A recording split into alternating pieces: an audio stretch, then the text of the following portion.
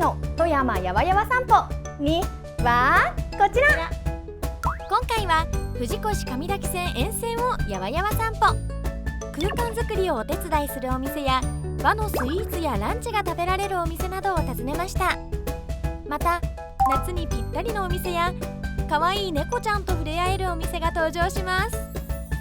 やわやわ見てねー。